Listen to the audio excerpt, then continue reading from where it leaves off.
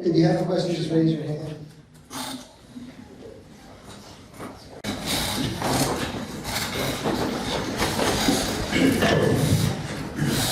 Yes, for Dr. Kershnar.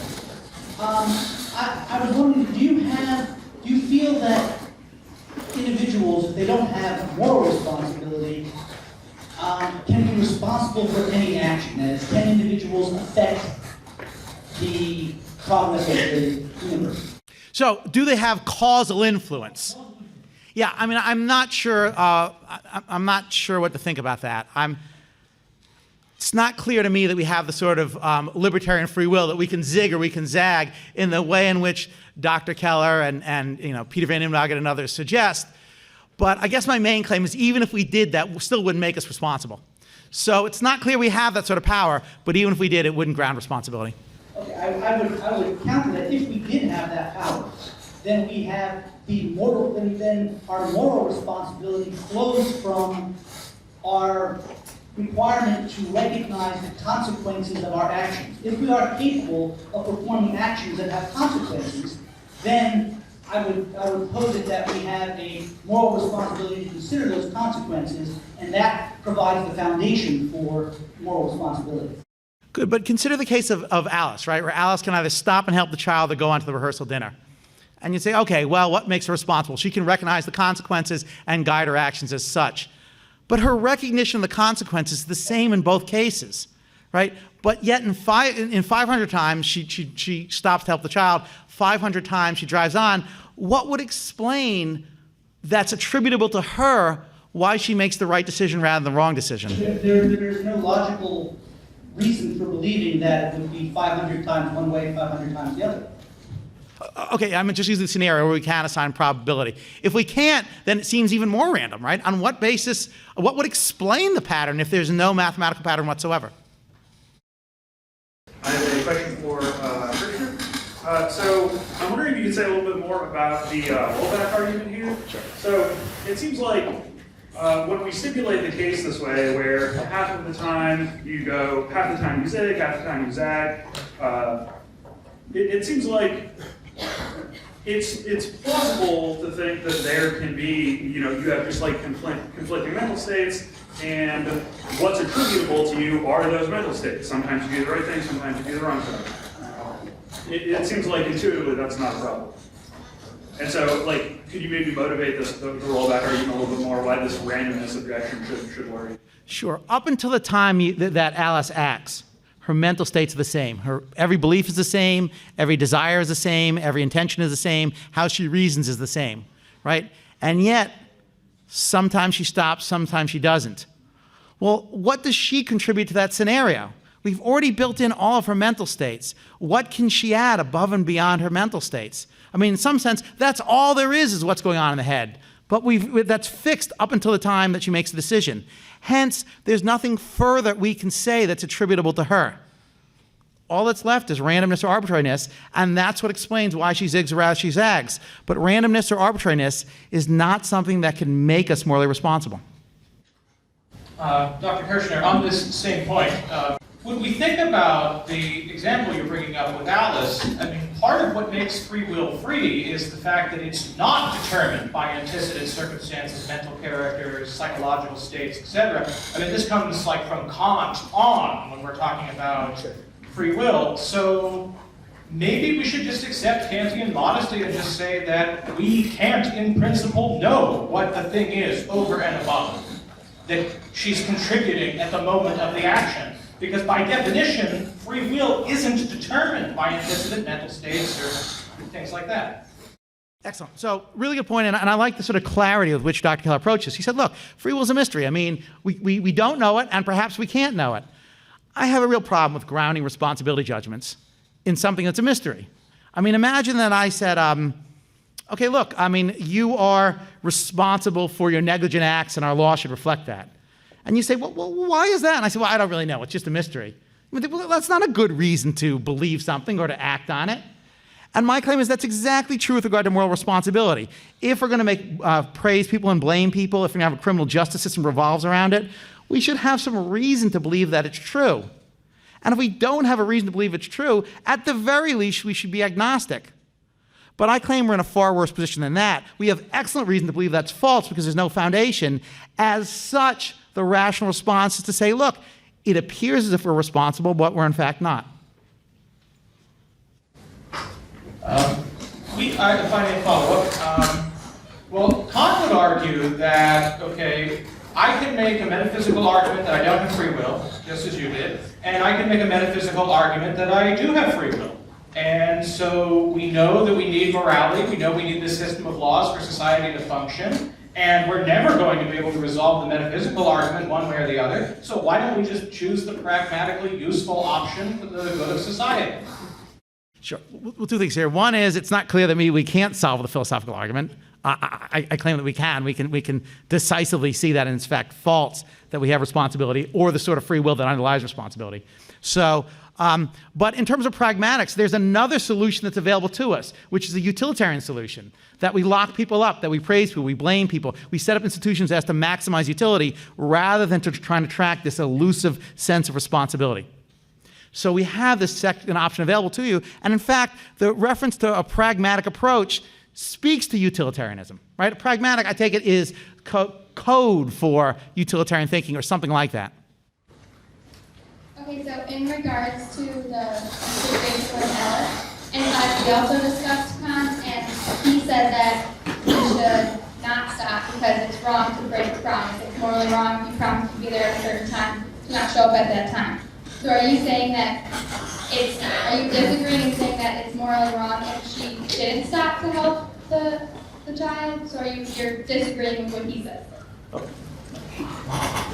Is that John? Whoever, it doesn't matter. Well, it's a badly injured child. I'm going to disagree with Kant and say if I see a badly injured child, I can be a little late to my rehearsal dinner. But, you know, I do that with trepidation. Kant was pretty smart, but, you know. Yeah, I mean, look, should we avoid Kantian thinking? Yeah, I mean, I think that if Kantian thinking relies on responsibility and free will, and my view is the whole Kantian ethical system relies on those assumptions, there's a good reason to avoid Kantian ethical thinking. We might want to use other forms of ethical thought. Perhaps we should approach it from a utilitarian perspective or something like that. But yeah, I mean, if Kantianism rests on responsibility and free will, and if that foundation is unstable or rotten, we're best off avoiding it.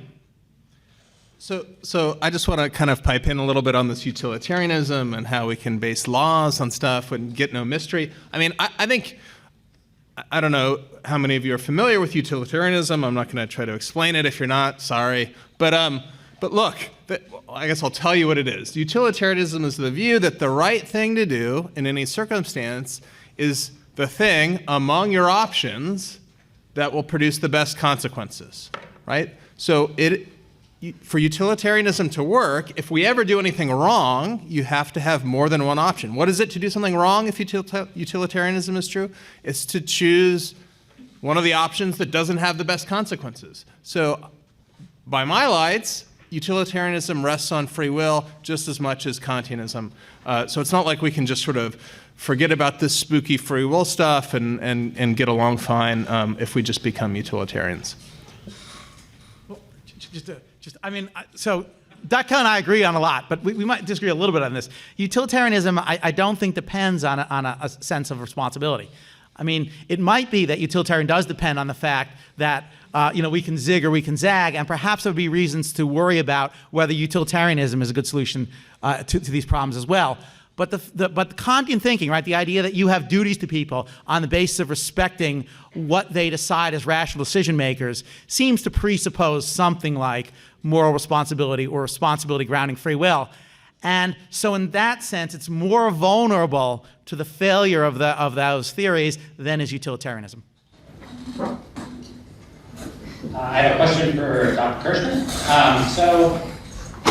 I'm starting with I think Dr. Keller on wanting to question this connection you make between choices and character states. So I'm wondering if, on your view, it's impossible for someone to act out of character, or if that's somehow inconceivable. There's no case in the event where someone's acting out of character. If all choices stem from character states? Excellent question. So is it possible to act out of character? Well, in some sense, I think it's possible if quantum indeterminacy is true, because you could have sort of sudden swerves of atoms that produce decisions which don't track your preceding mental states or the way in which your mental states are related to one another. But leaving aside sort of random quantum occurrences, in terms of what you can be responsible for, you cannot be responsible for out-of-character acts, because that would mean that you're acting against your mental states, and that would include not only your beliefs and desires, but the way in which you reason. Well, if you acted against your beliefs, desires, and the way in which you reason, in what sense could you be responsible? I mean, that act would not reflect who you are as a psychological matter. And if it doesn't reflect who you are as a psychological matter, in what sense can it properly be attributed to you? It would look like a freak occurrence, a random or arbitrary event, and there's no way that that can underlie responsibility. Just while the mic's going around, I just want to sort of throw something else out there for us to think about. So we've talked about deserving blame, deserving punishment, things being your fault, but you can also deserve praise. I mean, you can deserve good things, and so I'd be interested to hear from Dr. Kershnar if he thinks people can deserve, many people think, look, if I don't know what, work hard and save up a bunch of money and I buy myself an iPod, I deserve to keep that. I deserve it and you don't. You can't just take my iPod because I've earned it. I think if we sort of rid the world of these ideas of responsibility, then it's much less clear how to make sense of the idea of deserving good stuff, right? Deserving what you've earned or merited in various ways. And so just kind of might be helpful to think about the question from the other direction, not just deserving bad stuff, but deserving good things. So I agree with Dr. Keller. I mean, this argument undercuts both negative desert and positive desert. It means that you don't deserve praise, you don't deserve gratitude, you shouldn't take pride in what you do. I mean, this is a pretty painful principle. The problem is it's just the price you pay for as far as I can tell, what's true. Now, Dr. Keller raised a really important point, which I want to amplify. He said, look, there's at least some empirical reason to believe that when people don't believe in responsibility, bad things happen. Their behavior worsens. That might well be true. So that might be a good reason to lie about whether or not people are responsible. We might want to say you're responsible even though you're not, to have those good results. But it doesn't make it true. It just means that sometimes it's worthwhile to lie. My question is for John. I'm really curious about your claim that we know have free will, considering that you think free will is the ability to do otherwise, and you put it in this camp with knowing that we have an external world, or that there's an external world, that other people have minds. These things seem like there's other factors that we can turn to, like other people confirming them. I'm not sure we have that for knowing that we have the ability to do, in fact, do otherwise than we did. So are there other factors? Good. So I think it's going to be harder to find external, I'm not sure if that's the word to use, but confirmation from others for an external world, right? I mean, if I sort of stay thinking that there is an external world, then I can get confirmation from you guys when you guys say, yeah, man, there's an external world, right? But if I'm sort of neutral about whether there's an external world, then maybe you guys are just little, figments of my imagination, and then you can't confirm that there's an external world, right? Figments of my imagination can't confirm that. So I do think this sort of methodological point is very important. Once I'm sort of skeptical of whether there's an external world, then I can't get confirmation from other people or other stuff about whether there's an external world. So I think, yeah, the right approach is not to start out skeptical, not to start out sort of agnostic about whether there's an external world. And then, of course, every day I get tons of evidence that there's an external world because there's all this crap that I see. So how this relates to free will, I mean, I did give the second argument about starting with the claim that sometimes people do things that they shouldn't do. Again, that is fairly closely conceptually related, I claim, to free will, but it is a distinct claim. I mean, free will, I think, is a philosophical term of art, right? It's become sort of mainstream in society, basically via theology, essentially. But I mean, no one was talking about free will 2,000 years ago. I mean, it just isn't in the vocabulary. But people, I think we're talking about what we should and shouldn't do. I mean, this is a very firmly rooted in ordinary life notion that sometimes people do stuff they shouldn't do. Just ask my wife, right? And I think it just follows from that we've got free will. And again, I'm not saying, nothing could ever sort of, if we had a knockdown, drag-out argument that free will was just impossible, well then, okay, I agree with Steve. We should follow the evidence where it leads. But I just think we need a really darn good argument, and I don't think we've seen one. Steve gives a very nice argument, but I think there's, it's not like it's just sort of rationally completely compelling. I have another question. This time is for Dr. Keller. So I want to make sure that I understand the way that your argument is supposed to work. If I understand correctly, it's like a conditional. If we have moral responsibility, then we have free will, right? In other words, moral responsibility requires free will. And you've given us reason to think that we have free will. But I assume that you're not just like affirming the consequence, right? Is there some reason to think that we also have moral responsibility? The argument that I'm most concerned to defend is just that the fact that we sometimes do things that we shouldn't entails that we have free will. And I don't have an argument for that. I guess you got to start somewhere. So to me, again, this is just like one of the most obvious claims. Pick up a newspaper, read about the crap that we do to one another. We do things that we shouldn't. If that entails that we have free will, I feel like I've got a really darn good argument that we've got free will.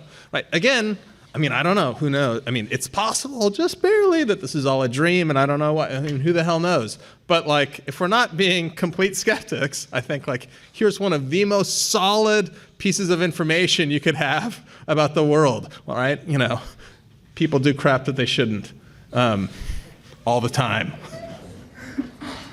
My question's for Dr. So I find Dr. Keller's argument persuasive in so much that the obviousness of my free will, or I think obvious belief, I seem to know that I have free will. I strongly believe I have free will. And earlier you mentioned that if moral responsibility rested on a mystery, that would be really bad. We shouldn't form these systems around a mystery as responsibility and punishment, so on and so forth. However, it occurs to me that if Dr. Keller is right, then my contributions to the world in the form of my decisions aren't so mysterious. They're perhaps hard to explain and inadequately describe, but I have a familiarity with them that tracks my accepting of responsibility in some situations and not accepting responsibility in other situations. Now this assumes that I think I'm responsible, which is a starting point that you may not like, but I'm just curious what you have to say about that. Sure. So Mr. Limbaugh raises some excellent objections. So I just want to briefly address the notion that we know we have free will. I don't think that's clear in the least. We know that we do what we want the most, or perhaps what we judge we ought to do. There's a slight problem with the weakness of the will, but leaving that aside, we have good experience that once we really want to do something more than other options, or we judge it worthwhile, we do it. What evidence do we have that we can act differently in that case? Our evidence seems to be that we are familiar with one type of confirming instance, that our actions tend to track either our strongest desires or our judgment. But it's not clear that we could have acted otherwise given those preferences, whether they're judgments or desires. But let's assume that's not true. Let's assume that we do have evidence we have free will. It's just not clear how that's going to ground responsibility. So even if we do know we have free will, we say, okay, well, that then is the basis of responsibility. But we have to be a little wary on that because, again, you could have free will without responsibility. And the case of Alice is designed to illustrate that. Right? Alice could either stop for the child or she could drive onto the rehearsal dinner. And that would be a case where she has free will in Dr. Keller's sense, but not a case for which she's responsible because above and beyond her character state, she doesn't add anything to the picture. Third, just one more response to Dr. Keller's really interesting claim that, look, we just know intuitively that we're morally responsible. Our intuitions in the area of responsibility are incredibly unstable, right? They're undermined by all sorts of things. And I'll just give you a few examples. One is we think that we're the masters of our own destiny. right? That, we decide what to do and we do it on the basis of our psychological states. But note that if you look at various studies of the situation, think about Philip Zimbardo's famous prison experiment, or Stanley Milgram's account of the way in which obedience works in certain settings, it looks like the situation is doing a large portion of explaining what we do, and yet we intuitively think it's something that we do. Second, when it comes to children, there are absolutely stunning studies about the role of genetics, right? We all think that it's, how good is a parent, how hard did the child work, but the degree of correlation between, let's say, identical twins, or the role of genetics, is incredibly large and completely at odds with the picture that we have the sort of free will and responsibility that Dr. Keller suggests. Third example. We often think that people are responsible for negligence. So if you don't do something, you should have thought about it, but you didn't. You forgot to set your parking brake, and your car rolls down the hill and hits someone, breaking their leg. We think, oh, well, you're blameworthy. But if you try and say, well, why are you blameworthy? We're utterly unable to explain what it is about negligence that makes someone blameworthy. So what I would claim is, one, it's not clear that we have evidence for free will in the sense that Dr. Keller claims. Two, even if we do have evidence for free will, it's still not going to ground responsibility. But three, our intuitions about responsibility, which Dr. Keller relies on, I think are just incredibly unstable, as the series of scientific experiments seems to indicate. So just two things real quick. So if you've got one of these nice handouts, they talk about the Milgram experiments and whatnot on there somewhere on my handout. Scientific objection 4. So,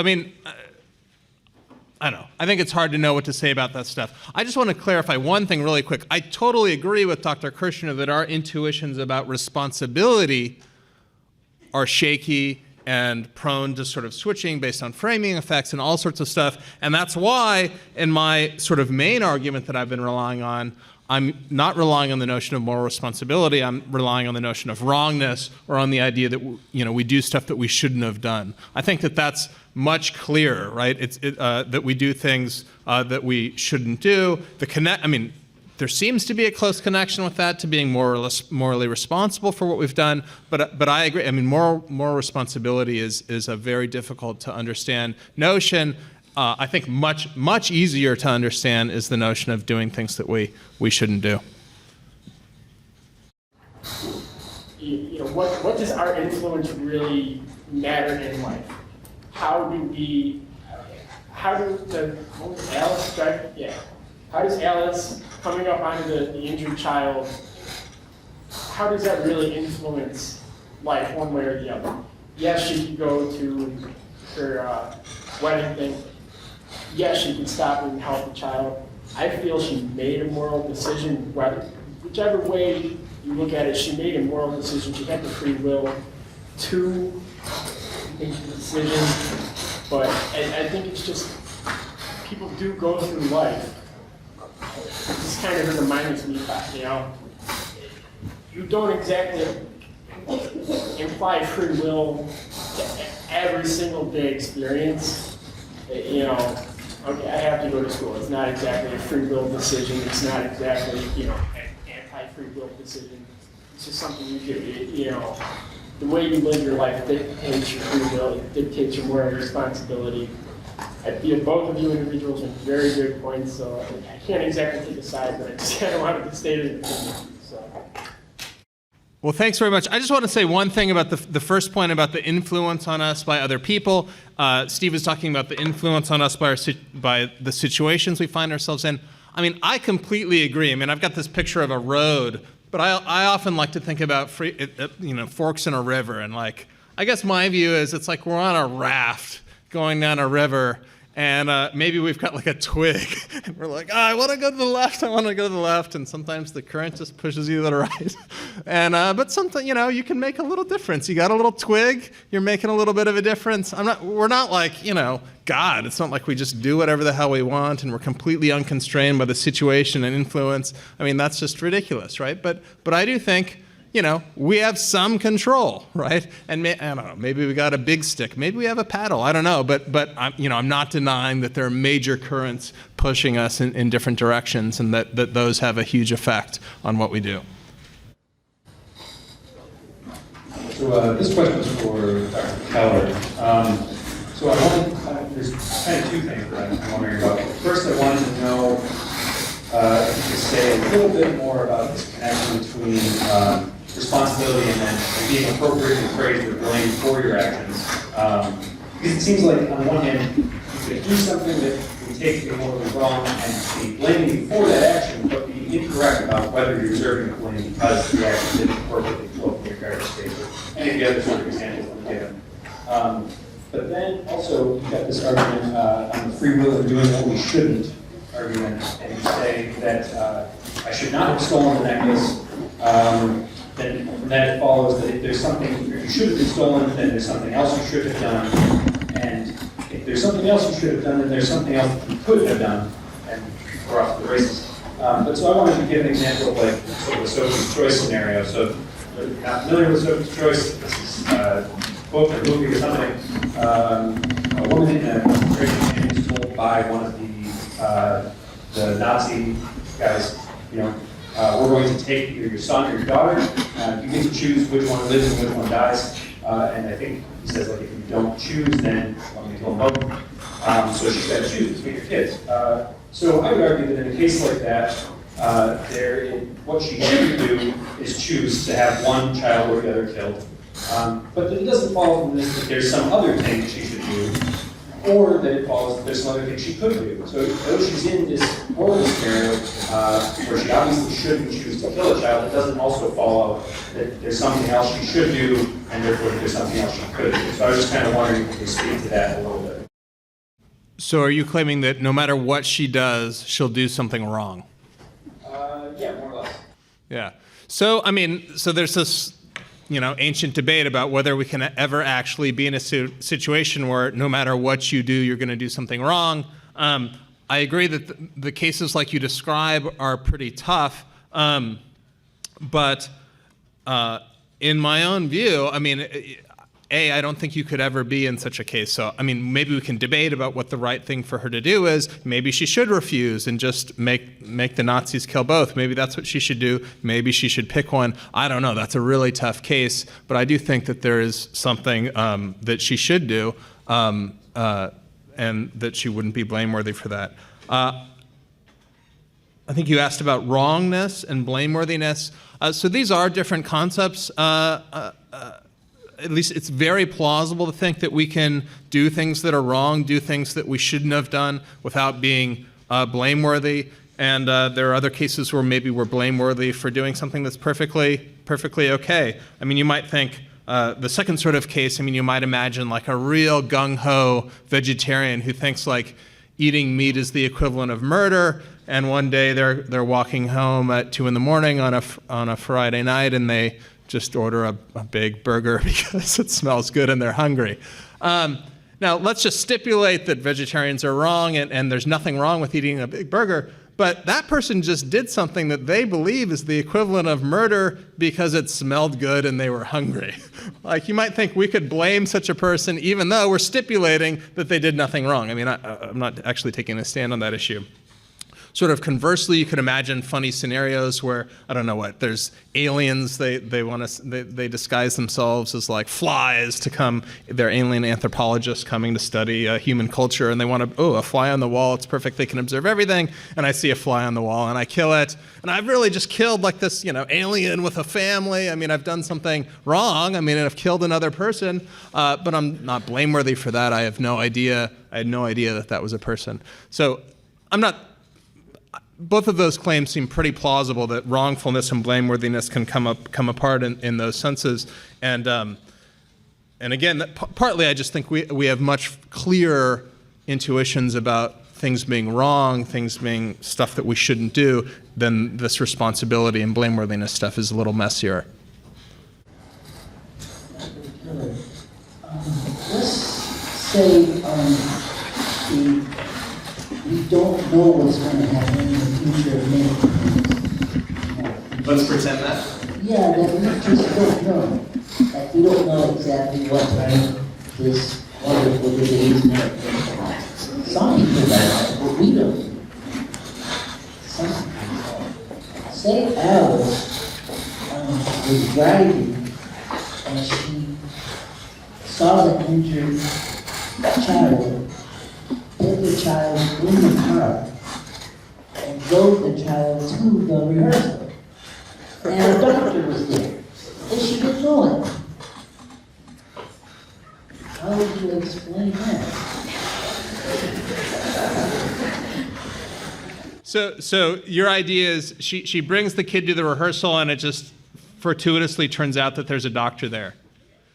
Yeah, so I think that would actually, at least a close version of that would be a case where maybe you are blameworthy for doing the right thing, you know. So maybe you wouldn't say that, I mean, I don't know, I don't know if I actually believe that about that case, but I mean, certainly if we just care about the consequences of our actions, all the time you can intend to do something good and really do something bad. A doctor goes to try and help people in some struggling society, and they bring a bunch of diseases with them, and then it just like kills everyone. Well, they intended to do something good. Maybe we shouldn't blame that doctor for trying to help those people, but it really seemed, at least from the consequences perspective, it was a horrible thing that they did. So I mean, it does seem like there can be, there's a certain amount of luck in terms of the outcomes of our actions. Intuitively, responsibility seems like it should track luck less, but I mean, that's a huge, it's very difficult to tease out exactly how responsibility and luck are connected, which again is why I'm just trying to avoid relying on responsibility as much as possible.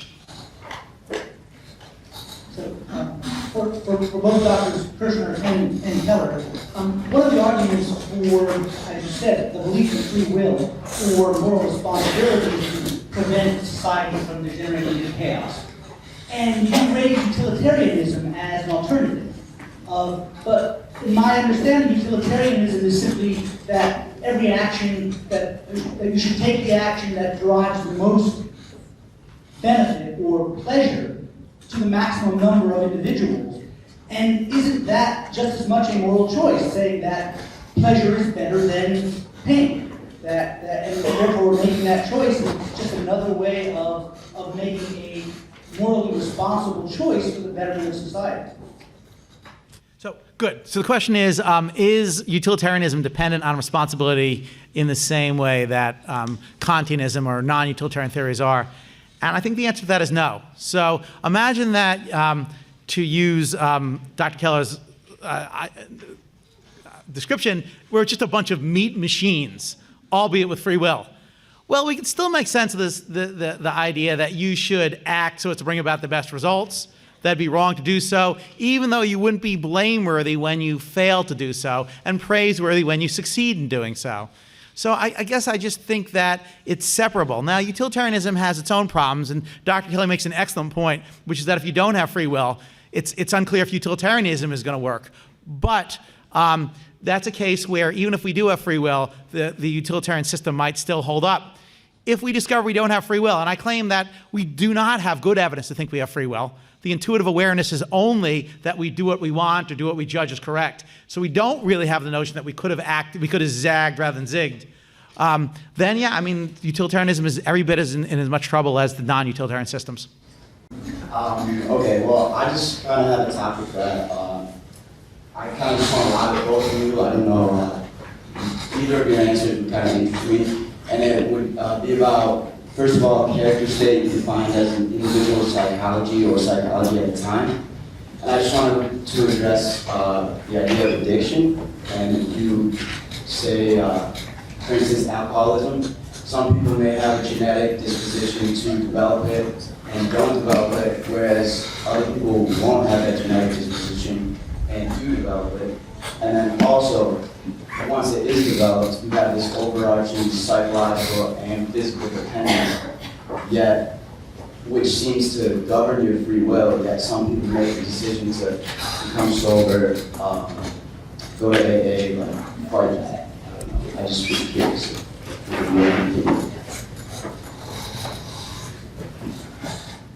Yeah. I think that's a really interesting question. I don't have anything super informed to say about it. I do think addiction, really does constrain constrain free will. And there are all sorts of interesting cases about, just using alcohol. You might think about a drunk driver who kills someone on the way home, and you might ask, well, it seems like we would normally say they're responsible for killing that person, but let's just stipulate they were so inebriated they literally couldn't have swerved, right? Their reaction time was just too slow. They couldn't have swerved because they were so inebriated.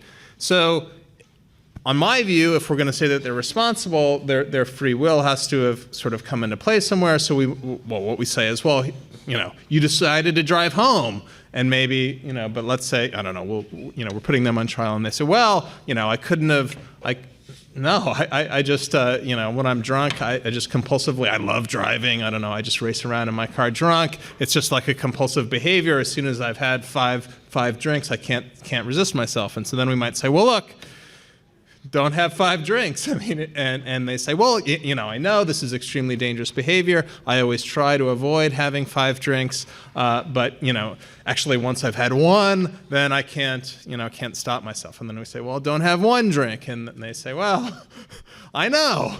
But whenever I see a drink, I'm an alcoholic. I just can't stop myself from drinking. And so we say, well, look, don't go to parties, don't go to bars. And they say, yeah, I know.